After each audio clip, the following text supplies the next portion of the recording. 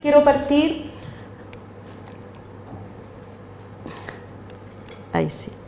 ¿Por qué hablar de inclusión? La verdad es que el tema o la palabra inclusión no se viene manejando ahora, en este momento, sino que hace rato ya se está hablando de inclusión. El informe Delors en los 90, ¿cierto?, que en realidad se llama Informe de la Comisión Internacional sobre Educación para el Siglo XXI, es un informe que ya nos dice que la educación es la principal herramienta que necesitamos para formar adecuadamente a los estudiantes en cuanto a valores, y especialmente está relacionado con la exclusión de la discriminación, ¿cierto?, y la exclusión también de la ignorancia y la guerra.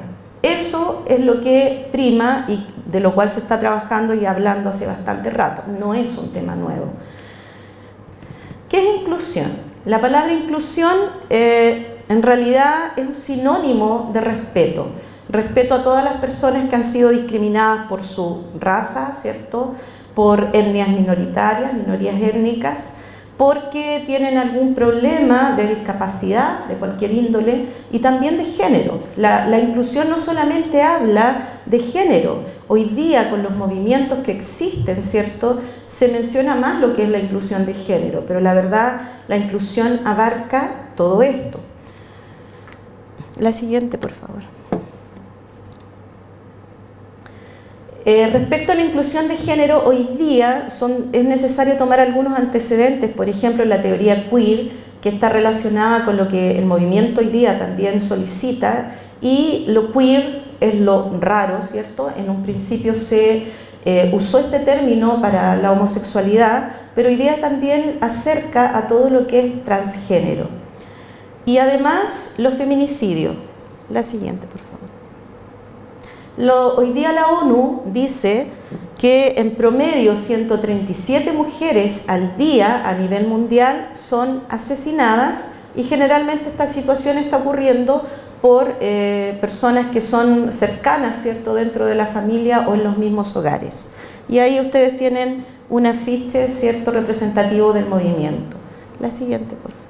También la inclusión de género de la que se habla hoy se relaciona con la inequidad laboral, la inequidad también salarial. La siguiente. Y esta idea de este diseñador en el metro de Nueva York, ¿cierto?, se llama Kazunori China. Esta idea de este diseñador de crear esta escalera para representar, estas dos escaleras para representar estas diferencias, son sumamente evidenciables, ¿cierto? Él postula que, y está escrito bajo la escalera no mecánica, que es la que usa la mujer, el camino a la cima no es igual para todos, ambos quieren llegar, los dos géneros, bueno, falta el transgénero también, los tres quieren llegar, pero es mucho más difícil para quienes están en un grupo distinto. En cambio, para el varón hay escaleras mecánicas, se llega más rápido, más arriba. De esto es lo que se está hablando hoy día cuando los movimientos sociales plantean esta situación.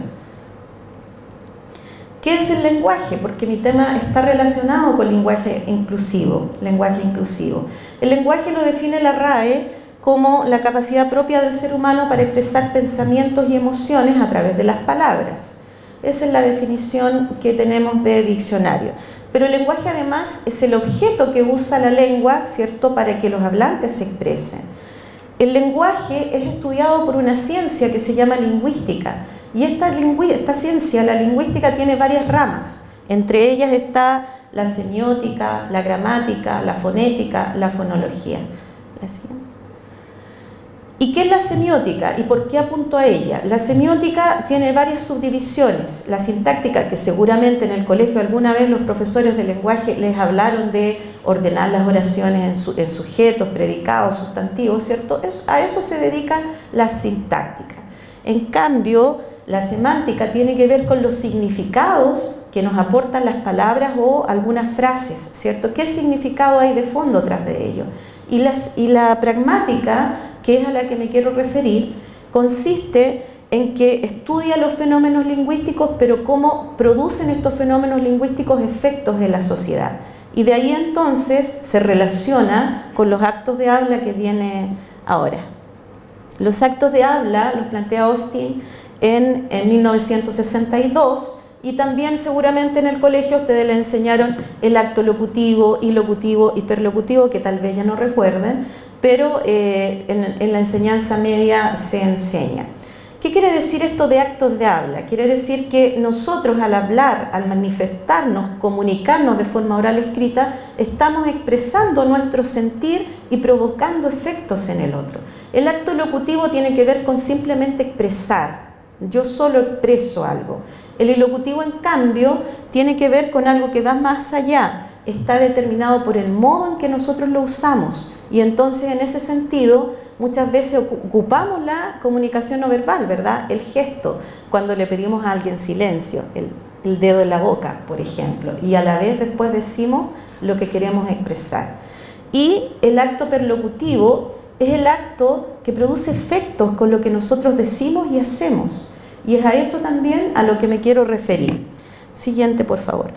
Esto, cuando el hablante hace uso del lenguaje, entonces muchas veces al utilizar los diferentes actos de habla, nosotros estamos utilizando el conocimiento gramatical, todos los conocimientos que nosotros tenemos sin duda, pero también hay un conocimiento social, porque bajo ese conocimiento social hay otras variantes, otras situaciones que hacen realizar en el fondo este acto de habla, que se relaciona con lo perlocutivo, ¿verdad? Por ejemplo, cuando los profesores en las clases saludan al inicio de una clase, eso es cordialidad, ¿verdad?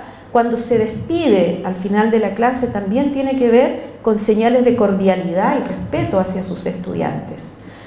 O la ironía también, que muchas veces todos usamos en diferentes contextos.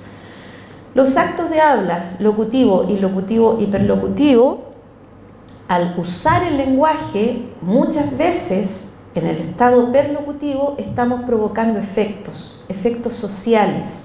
Y estos efectos se representan en estereotipos que nosotros estamos enseñando en el fondo desde preescolar, ¿cierto?, hasta la universidad, enseñando también de manera informal padres a hijos, generando prejuicios a diferentes segmentos de la población, ya sea niños, ¿cierto?, ya sea adultos mayores, ya sea a las mujeres, a los trans, a las personas discapacitadas.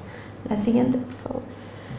Y en este caso, como lo decía el video al inicio, encontramos diferentes formas como calladita te ves más bonita, o para decir que el escote logró en la mujer, ¿cierto?, el cargo, o el jefe quería contigo, o el profesor quería contigo, dicen los estudiantes, por eso te sacaste buena nota, ¿verdad? Pero la discriminación no solo se da hacia la mujer, también se da hacia los varones. Y muchas veces a los varones se les dice que no lloran, como también lo decía el video, se les dice que son niñitas, y ahí hay un doble estereotipo y prejuicio, dado que es para las mujeres, ¿cierto? Las mujeres niñitas somos débiles, y a la vez, si el hombre no hace algo, es niñita, es un ser débil.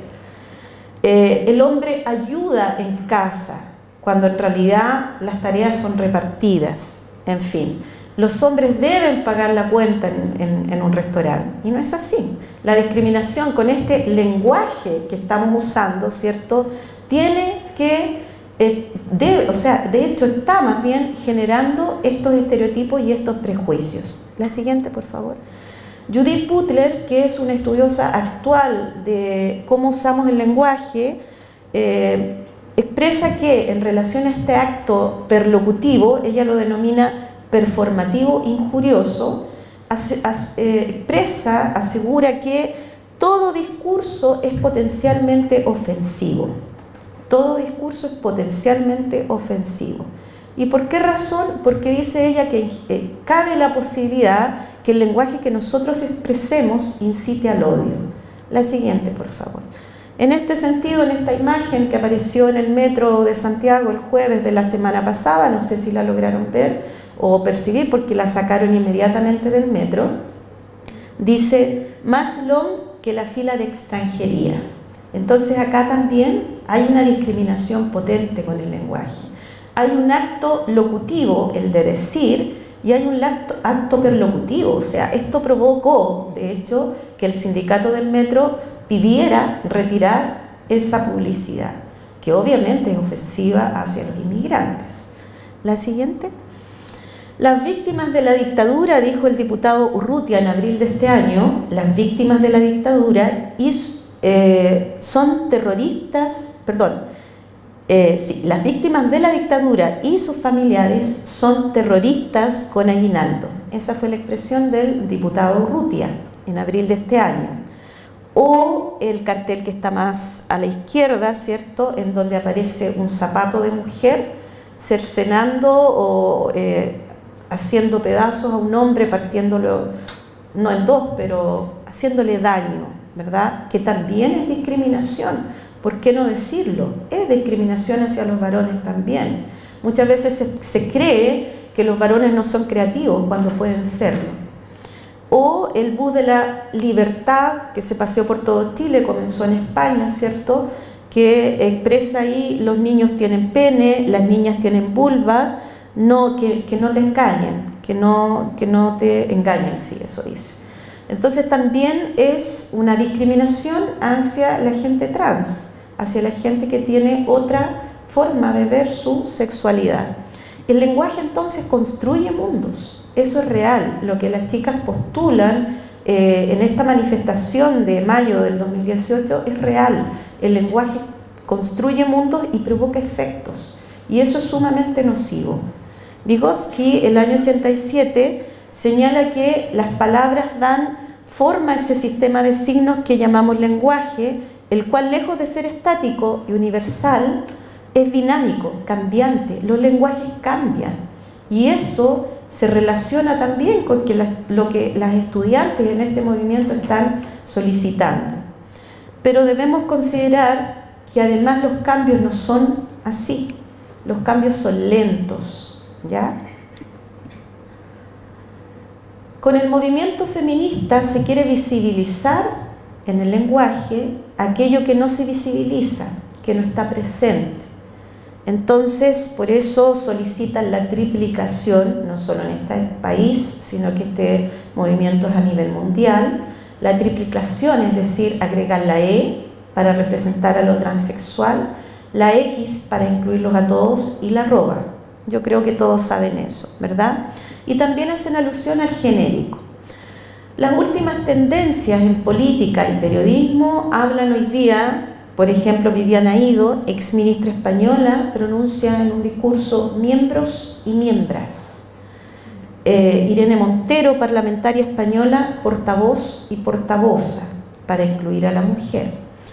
O jóvenes y jóvenes, lo que dice María Cecilia Velázquez, ministra de Educación en Argentina el año pasado. Siguiente. Frente a esto es necesario decir algo a partir de la gramática. La gramática dice que el género es de varios tipos, ¿ya? Pero de hecho es masculino, femenino, epiceno y ambiguo. En el ambiguo caben los dos. Uno puede decir la mar como el mar, está aceptado por la RAE. En el epiceno generalmente se asocia a los animales, por ejemplo, tienen una sola forma. Tortuga es para macho y para hembra, no es solo para un sexo. Y los géneros se aplican a todo tipo de palabras en general, como los sustantivos, los pronombres, los adjetivos principalmente. Y también esto es parte de la gramática, se llama morfología, en este caso morfología flexiva, que se relaciona con el género, y léxica, todo lo que le enseñaron en el colegio, sinónimos, parónimos, homónimos, a lo cual no nos vamos a referir.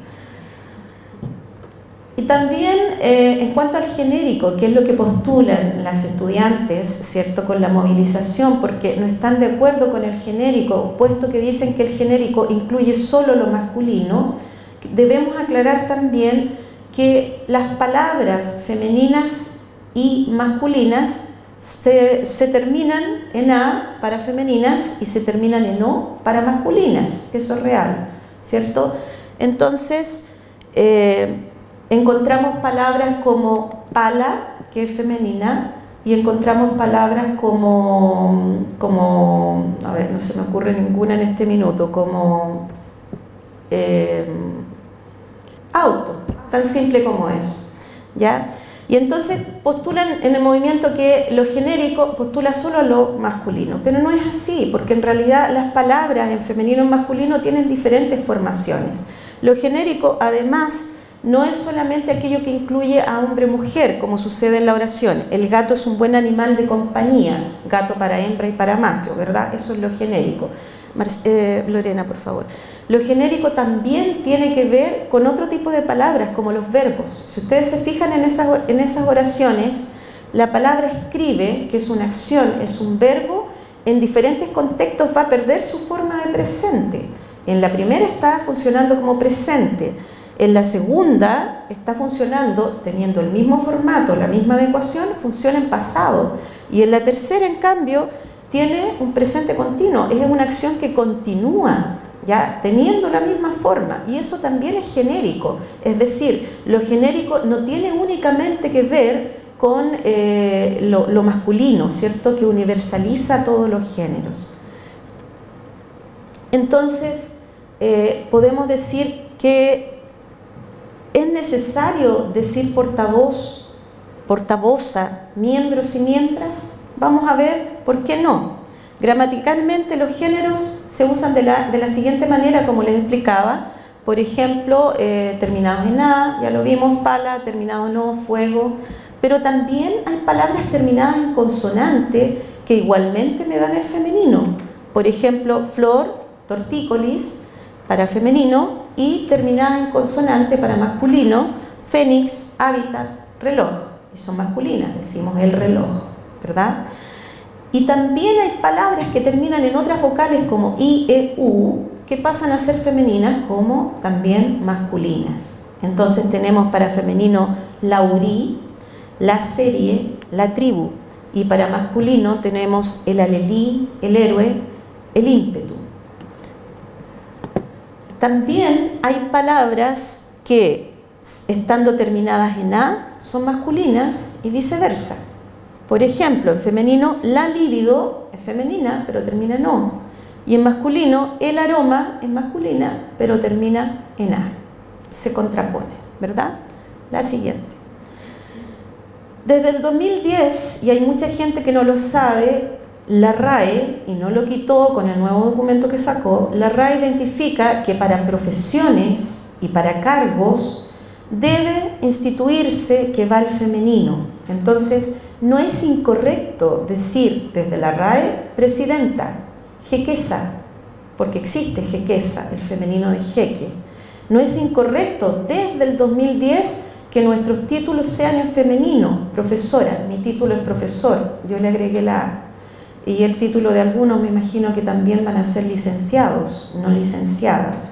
Pero la RAE desde el 2010 dice que esto es posible, igualmente con los cargos. Y en el caso de la rama militar y en el caso de la rama de la música, que no se puede, ¿verdad? No se puede escribir cava ni soprana, se feminiza con el artículo, la cabo, la soprano. En relación a las modificaciones que el movimiento feminista solicita, entonces, en cuanto a que el genérico no sirve para expresar todos los géneros y que además hay que decir portavoza o miembra, ¿cierto? Eso podríamos decir, especialmente lo segundo, porque el otro no lo he explicado, podríamos decir que no corresponde, porque en la gramática, gramaticalmente, hay diferentes formas de expresar los diferentes géneros. Y frente a la triplicación y las otras ideas que proponen de la X y el arroba, hay diferentes posturas. La doctora en lingüística María Soledad Aravena dice que la lengua y o el lenguaje no es machista, sino que ni sexista, sino que los hablantes. Somos los hablantes que utilizamos la lengua. Y como dije al principio, este efecto, lo que provoca el perlocutivo al hablar, provoca esto. También ella dice que es respetable como un pronunciamiento político y social lo que el movimiento plantea, pero considera que oralmente es un poco inviable, porque cuesta pronunciar el les, ¿cierto?, o la e agregada, y desde el primer año de vida nosotros ya aprendemos a diferenciar los géneros, gato de gata, ¿verdad? Y la pronunciación, como decía recién, se hace compleja, porque en el caso nuestro, los chilenos tendemos a hablar muy rápido. Siguiente. Dice que es viable en forma escrita, porque en forma escrita perfectamente se puede representar. Y no hay que sentirse amenazados, dice también, porque la lengua varía, cambia, va cambiando como vamos cambiando los hablantes. Pero estos cambios son lentos. José Ignacio Bosque, que es parte de la Real Academia Española, tiene otra posición respecto del genérico. Dice, muchas veces hay gente que piensa que el lenguaje es sexista, pero no discuten acerca del por qué. Siguiente. El masculino genérico, detecta él, no es discriminatorio, pero sí es insuficiente. ¿Por qué es insuficiente? Porque a veces es necesario aclarar hombres y mujeres de uno u otro sexo. Es menos preciso decir no tengo hermanos que decir no tengo hermanos ni hermanas. Pero sin embargo dice el actual nivel de vida de los españoles en esa oración se entiende que integra el genérico a varones y mujeres. Siguiente, por favor. Viviana Ávila, magíster de Lingüística de la Universidad de Chile, y Beatriz Quirós, doctora en Lingüística de la PUC, también escribieron un libro y están muy a favor de lo que expresa la primera doctora en Lingüística, María Soledad, en donde expresan que en realidad la lengua es variable, cambia, los cambios son lentos, es difícil en realidad que la gente lo acepte de inmediato. Puede que se acepte, como puede que no se acepte también, porque esto no es una imposición. La lengua es de todos, todos las hablamos, todos la hablamos, todos los hablantes. Siguiente. Siguiente. ¿Qué dice la RAE? No sé si han escuchado que la RAE ha implementado hace bastante tiempo, ya está agregando palabras al idioma, como por ejemplo tarallines. Si ustedes lo buscan en el diccionario de la RAE no aparece, o alberja, no aparece en el googleado, me refiero. Ustedes lo buscan en el DLE, Diccionario de Lengua Española, y no aparece. ¿Y por qué no aparece? Porque la RAE especifica que la lengua es policéntrica. Nuestra lengua española es policéntrica. Existen variables lingüísticas. Entonces, así como en diferentes países hablamos la lengua española, en Chile puede que algunos digan alberja, pero no necesariamente todos vamos a decir alberja, ¿verdad? Depende, dice, de cada comunidad dentro de un país también. Y también expresa que los hablantes mismos somos los indicados para saber en qué contexto o no podemos decir esas palabras. Y eso es sumamente importante aclararlo. Por ejemplo, en la última edición que sacó la RAE, no sé si se enteraron, salió en Twitter, la RAE aceptó en un libro que se denomina, que vienen trabajando desde el 2011, se llama Libro de Estilo de la Lengua Española según la norma panhispánica, recién salido del horno.